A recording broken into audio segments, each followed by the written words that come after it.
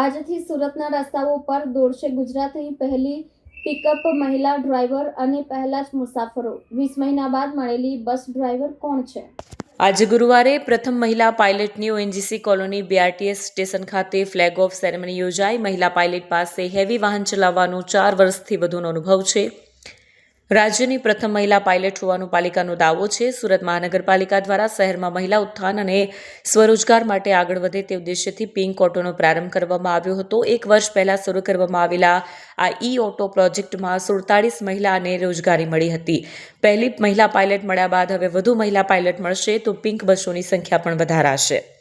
શહેરમાં માસ ટ્રાન્સપોર્ટેશન પર સુરત મહાનગરપાલિકા દ્વારા વિશેષ ધ્યાન કેન્દ્રિત કરવામાં આવ્યું છે, જેમાં ખાસ કરીને પ્રદૂષણ અટકાવવા માટે શહેરના તમામ બીઆરટીએસ રૂટ પર બસો દોડાવવામાં આવી રહી છે.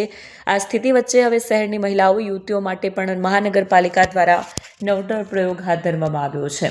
20 મહિના પૂર્વે પાલિકા તંત્ર દ્વારા શહેરમાં પિંક બીઆરટીએસ બસ દોડાવવાનો નિર્ણય કરવામાં આવ્યો હતો. આજથી શહેરના રસ્તા પર દોડશે પિંક બીઆરટીએસ બસ.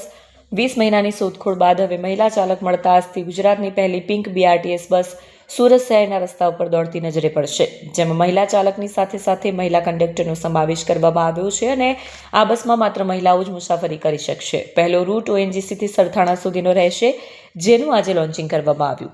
20 મહિનાની શોધખોળને બાદ અંતે ઇન્દોરમાં રહેતી અને બસ ચાલક તરીકે ફરજ બજાવતી મહિલાની નિમણૂક કરવામાં આવી છે.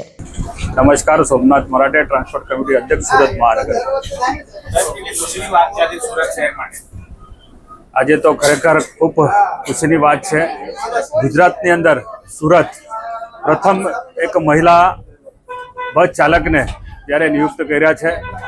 સુરત ટ્રાન્સપોર્ટ વિભાગ સુરતની અંદર જે 450 બીઆરટીએસની અંદર જે ઇલેક્ટ્રિક બસો ચલાવે છે, એની અંદર આપણે ઓએનજીસીથી સરથાણા જકાત નાકા સુધી મહિલાઓ માટે સ્પેશિયલ જે પિંક બસ આપણે ચલાવી રહ્યા છે. એની અંદર પ્રથમ મહિલા ડ્રાઈવર આપણને હમણાં મળી ચૂક્યા છે. ઇન્દોરથી નિશા શર્માજી કરીને જે મહિલા ડ્રાઈવર છે, એ ખૂબ અનુભવી ડ્રાઈવર છે. આપણી પાસે 12 મીટરની જે હેવી બસ છે, એ બસ એ બેન ચલાવી શકે છે. આદરણીય નરેન્દ્ર મોદી સાહેબે મહિલા સશક્તિકરણ માટે ભારત દેશની અંદર જે કામ કર્યું છે, આખું વિશ્વ જાણે છે.